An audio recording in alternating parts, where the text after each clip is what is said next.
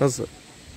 आज राहत कोविड-19 अंतर्गत गुण संस्था आणि दिलासा संस्थेमार्फत आज हा कार्यक्रम घेण्यात आला. जिव्हाळा संस्थेमार्फत आज हा कार्यक्रम घेण्यात आला. त्याबद्दल मी सर्वांचा आभार व्यक्त करतो.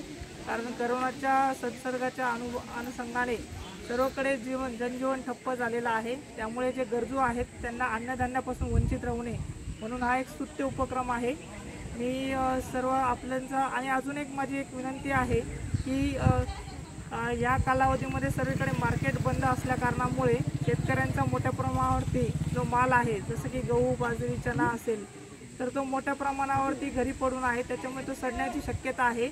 मी या अनुषंगाने आपणास विनंती करू इच्छितो, विशेषतः गुण संस्थेला, की जर आपण या शेतकऱ्यांचा माल घेता आला आणि तोच माल घेऊन या गरजवंतांना वाटण्यात आला तर त्याचा दुहेरी फायदा या उपविभागाला किंवा या शेतकऱ्यांनाही होईल आणि गरजवंतांनाही योग्य माफक किमतीमध्ये तो माल उचलला जाईल आणि त्यांना मिळेल तो.